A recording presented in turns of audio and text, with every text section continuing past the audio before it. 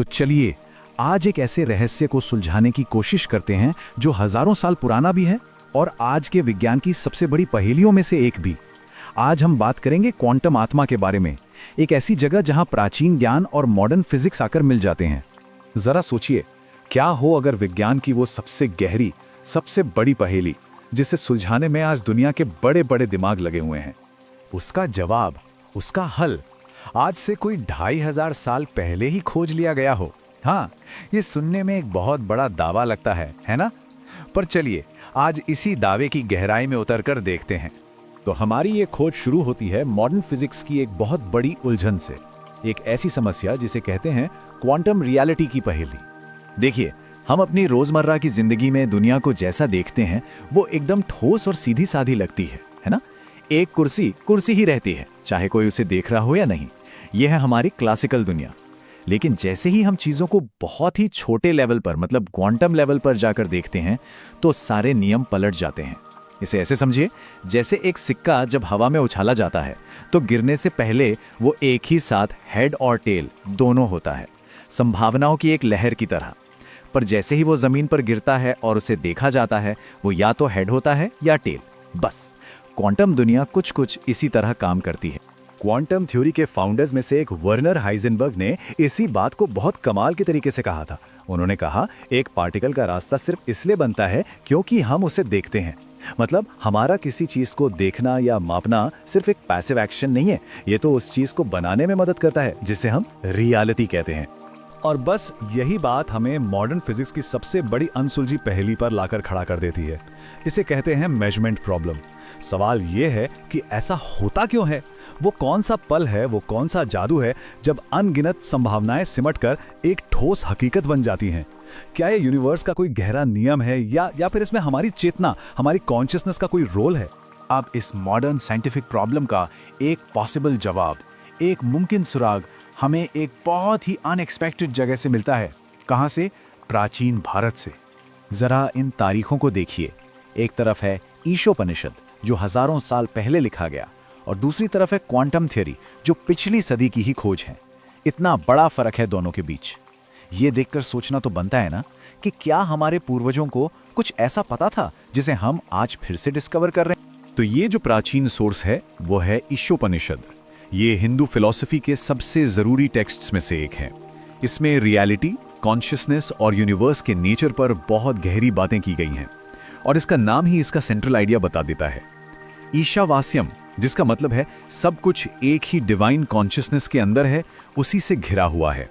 इस उपनिषद का पहला ही श्लोक एक तरह से कहें तो रेवोल्यूशनरी आइडिया सामने रखता है।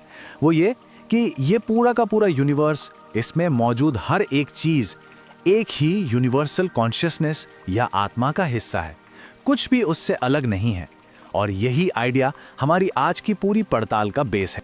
चलिए अब एक फास्ट फॉरवर्ड लेते हैं और वापस आज के दौर में आते हैं।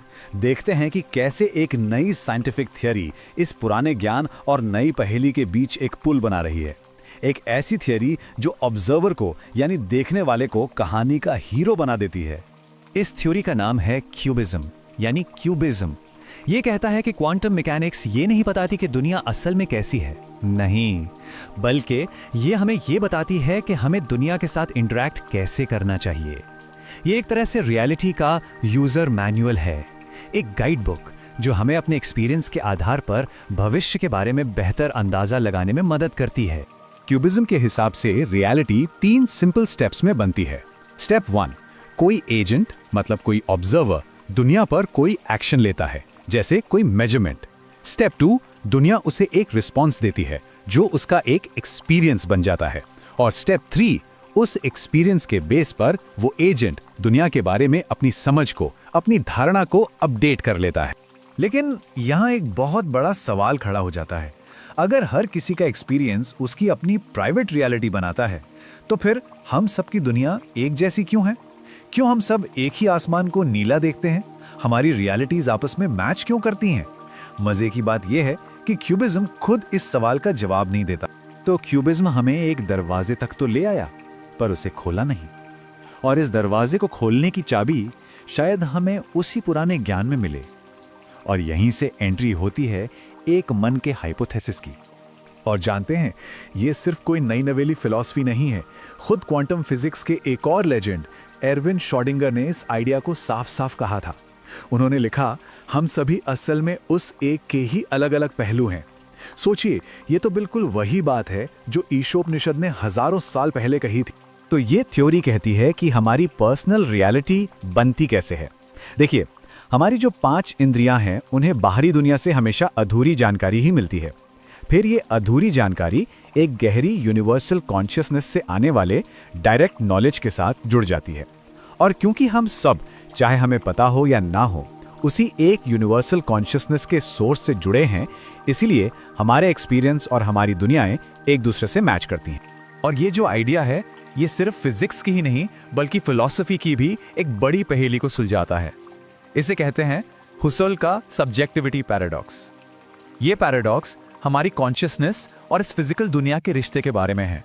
ये पैराडॉक्स ये पूछता है कि कोई एक ही समय में दुनिया में एक ऑब्जेक्ट यानी एक शरीर कैसे हो सकता है, और साथ ही वो सब्जेक्ट भी कैसे हो सकता है जिसके लिए पूरी दुनिया मौजूद है।